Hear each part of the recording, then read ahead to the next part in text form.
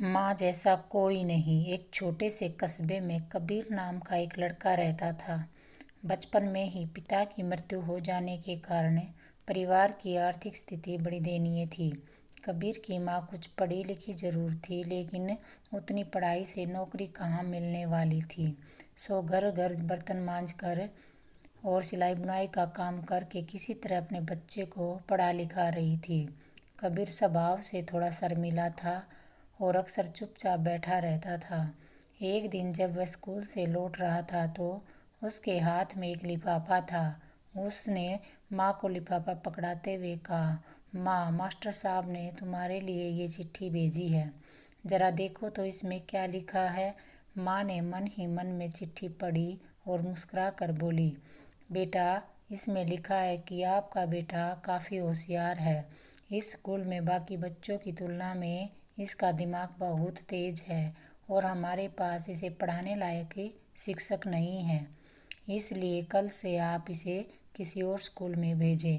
यह बात सुनकर कबीर को स्कूल न जा सकने का दुख तो हुआ, पर साथ ही उसका मन आत्मविश्वास से भर गया कि वह कुछ खास है, उसकी बुद्धि तीव्र है। माँ ने उसका दाखिला एक और अन्य स्कूल में करा दिया। समय बीतने लगा।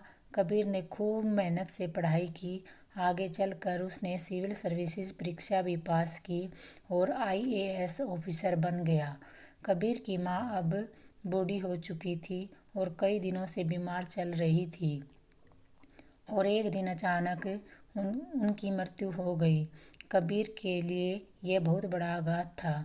वह बिलख बिलख कर रो पड़ा।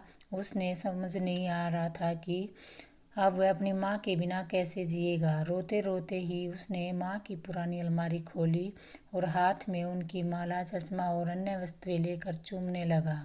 उस अलमारी में कबीर के पुराने खिलौने और बचपन के कपड़े तक संभाल कर रखे हुए थे। कबीर एक एक करके सारी चीज़ें निकालने लगा और तभी उसकी नज़र एक पुरानी चिट्ठी पर पड़ी। दरअसल ये वही चिट्ठी थी जो मास्टर साहब ने उसे 18 साल पहले दी थी। नम आंखों से कबीर उसे पढ़ने लगा। आदरणीय अभिभावक, आपको बताते हुए हमें अफसोस हो रहा है कि आपका बेटा कबीर पढ़ाई में बेहद कमज़ोर है और खेल कूद में भी भाग नहीं लेता है। जान पड़ता है कि उम्र के हिसाब से कबीर की बुद्धि विकसित नहीं हो पाई है, अतः हम उसे अपने विद्यालय में पढ़ाने में असमर्थ हैं। आपसे निवेदन है कि कबीर का दाखिला किसी मंदबुद्धि विद्यालय में करवाएं अथवा खुद घर पर रख कर पढ़ाएं। सादर प्रिंसिपल। कबीर जानता था कि भले ही अब उसकी माँ इस दुनिया में नहीं रही, पर वो जहाँ भी रहे उनकी ममता और आशीर्वाद सदा उस पर बना रहेगा। दोस्तों, भगवान सभी जगह नहीं हो सकते, इसलिए उन्होंने माएँ बनाई हैं।